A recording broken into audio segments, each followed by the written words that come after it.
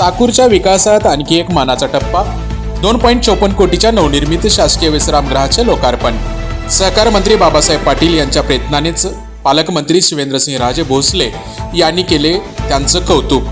कर्मचारी मुख्यालयी राहणे, पीक विमा आणि शेतकऱ्यांच्या प्रश्नावर पालकमंत्र्यांनी पत्रकारांना दिली महत्त्वाची उत्तरे. चला तर पाहू सविस्तर बातमी. खरे लोकस्वराज्यामध्ये आपलं हार्दिक स्वागत आहे. खरं तर आज आपण शासकीय विश्रामगृहाचं नूतनीकरण याचं उद्घाटन आपले पालकमंत्री शिवेंद्रसिंह राजे भोसले यांच्या हस्ते झालेलं आहे. त्या संदर्भात ते आपल्या सोबत आहेत. खरं तर सर, आज 15 ऑगस्टच्या आपल्याला हार्दिक शुभेच्छा. आज चाकूरमध्ये आपल्या हस्ते उद्घाटन झालेलं आहे. त्या संदर्भात आपल्या सर्वप्रथम तर आपल्या मार्फत आपल्या सर्व जे व्ह्युअर्स आहेत त्यांना भारताच्या स्वातंत्र्य दिनाच्या मी मनापासून शुभेच्छा देतो. आज सन्मान्य सहकार मंत्री मान्य नामदार बाबासाहेब पाटील साहेब यांच्या बरोबर आज चाकूर येथील या PWD न बांधलेल्या आपल्या गेस्ट हाऊसचं उद्घाटन आज त्यांच्या हस्ते आज इथं पार पडलं.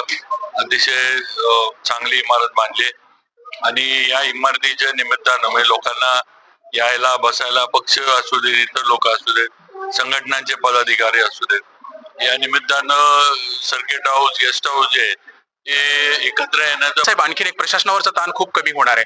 मुख्यालयी जर सगळे काही कर्मचारी राहिले, कारण मुख्यालयी कर्मचारी असल्यामुळे लोकांना नागरिकांना खूप म्हणजे त्याचा प्रतिसाद मिळणार आहे. आपण ग्रामपंचायतच्या बाबतीमध्ये पण शासन निर्णय काढले की ग्रामसेवकांनी पण तिथं मुख्यालयी राहावे, कर्मचारी पण. मॅक्झिमम जिल्ह्यामध्ये आपल्याला बघितलं तर मागे कलेक्टर साहेबांनी सांगितले की सगळ्यांनी मुख्यालयी राहावंच.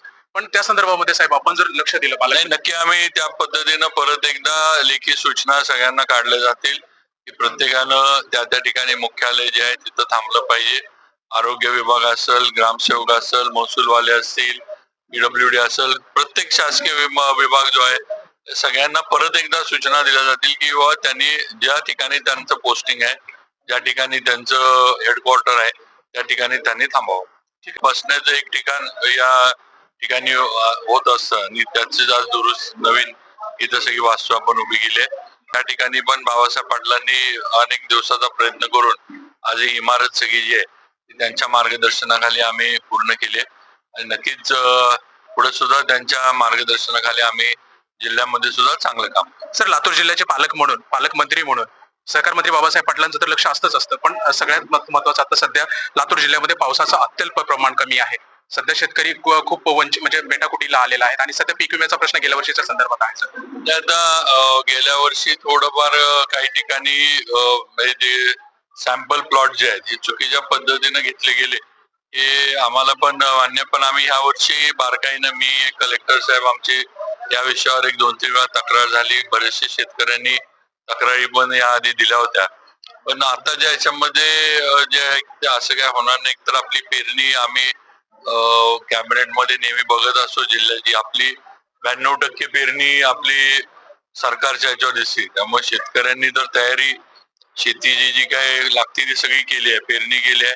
पाऊस नक्कीच नाही आहे हे बरोबर आहे, पण आता थोडं अंदाज ह्या 2-3 दिवसातच दिलाय की मराठवाडा, विदर्भामध्ये पावसाचं हे वाढेल किंवा पाऊस होईल.